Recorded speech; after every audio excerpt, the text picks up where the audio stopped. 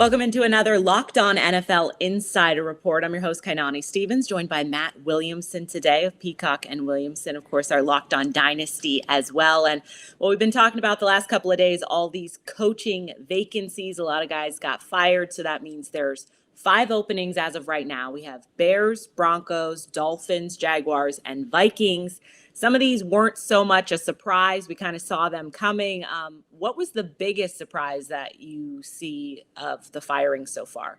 Oh, Miami, without a doubt. I thought Flores was a really good head coach that overachieved last year, put a nice winning streak together this year after really having a terrible 7-game losing streak, brought his team back, didn't have a ton of offensive talent and still kept his team in games, very creative and aggressive defensive mind. I mean, a lot of these coaches that just got let go will probably hook on as coordinators. I could see Flores getting another head job instead of a coordinator job. And he's definitely one of those coaches that players tend to gravitate to. He's got a great atmosphere around him.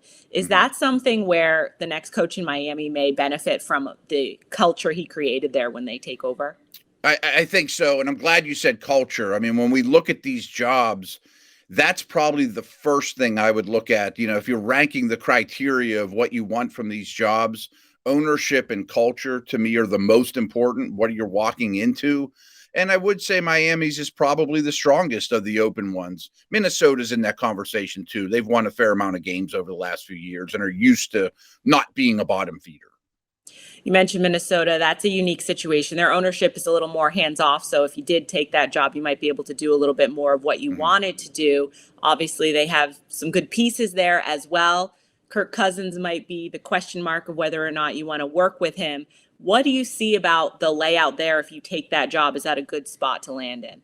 Yeah, I have mixed feelings about it because on our podcast, I've been calling them mediocre Minnesota all year because they're sort of the definition of a league average team over the past couple seasons, which in this league isn't where you want to be. I mean, you get stuck in that 7, 8, 9 win situation without a high ceiling, without a low floor. And they've had a lot of draft picks over the last couple of years, but still don't have a great young core. And Cousins, who's a good player, a starting type quarterback, is also in that mediocre level. So I think this one could go two ways. Are we going to try to build what's here, or are we going to try to blow it up? And that would mean a new quarterback and going all in on somebody else. So the thing I do like about that division is depending on Aaron Rodgers' situation, but Rodgers won't be in Green Bay long, at least, even if he does stick around, is there's not another dominant team besides Green Bay that is super scary right now. And there's another opening in that division. I mean, the Bears are there as well. Yeah. There is an opportunity if Rodgers is gone, that division opens wide open. Anybody could take it. So as far as the Bears go, they got rid of their GM as well. So that would probably be something where they might bring a GM first and then a coach. What do you see there? Obviously, their quarterback situation is appealing to kind of come in with a young guy, but is that a job that maybe like an offensive guru might want to go to? Yeah, I'm a huge Justin Fields fan, and I thought he passed every test this year and got better on every viewing. By far, that's their number one asset, is to work with him. However, the rest of the cupboard is really bare there, and they don't have a first-round pick this season, so it's not going to be an overnight fix. I mean, it's the same division, so that comes into play. It's a strong organization, though, too. I mean, great fan base, good ownership, all those things. So that's promising, but it's just going to take a little while to build that roster the way you like it. One quick Vikings note I meant to say, too, is I checked the available cap space these teams have before we went on the air here, and most of them have quite a bit to spend. Minnesota is at the bottom of the league. They have very, very little to spend. So I just want to throw that out there for the Vikings, too. That might be a little tough. Have to trade some. Try to figure that out.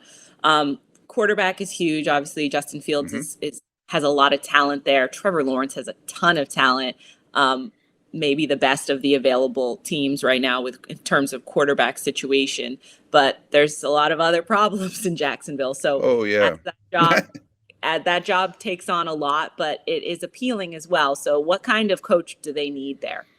Yeah, Jacksonville's tough. I mean, I probably would make them my first choice.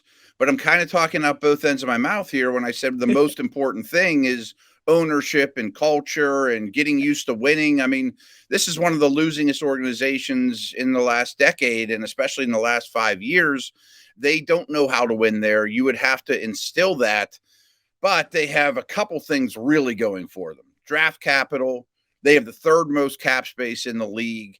Their division, to me, is very winnable in the near future. I mean, there's not dominant quarterbacks all through the division or dominant franchises right now. And you mentioned Lawrence. I mean, to me, of all the assets that these 5 teams provide, Lawrence is the number one asset to work with. I still think he's a total superstar. And another top pick coming their way as well. So right. That's all good news there. Ownership for me is the biggest deal. If I was taking a job and I had a bad owner, you're shooting yourself in the foot before you even start.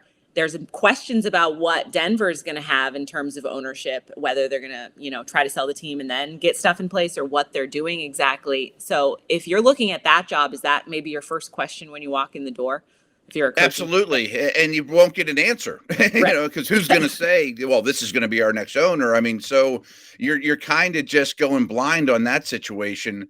If it wasn't for that and the fact that Herbert and Mahomes are in your division, let alone the Raiders who are in the division right now, that would be the top job. I mean, those are the two obstacles are who's my boss? I mean, that's important, as you mentioned, and who am I doing battle with in the division, which is really scary.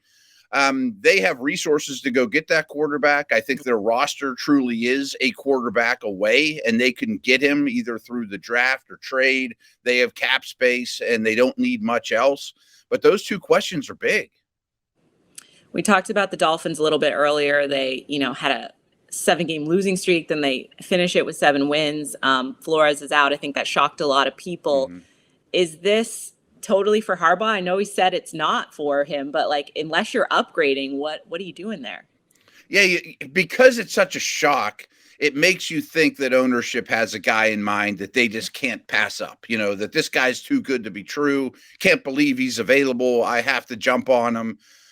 And I guess Harbaugh would make sense. I mean, from what I understand, Harbaugh rubs people a little wrong after a while. He's hard to deal with year after year after year, but he certainly brings a shot in the arm. There's no doubt about that. I've heard some rumblings that Flores was not a Tua guy, and ownership in the front office want to stick with Tua. I actually side with Flores on that. I mean, I don't think Tua is a bust by any means, but we talked about mediocre Minnesota. I think Tua's, making you go down that mediocre path. But my hunch is he'll be the quarterback this year. And if you build an offensive line around him and the defense is in place, that's attractive.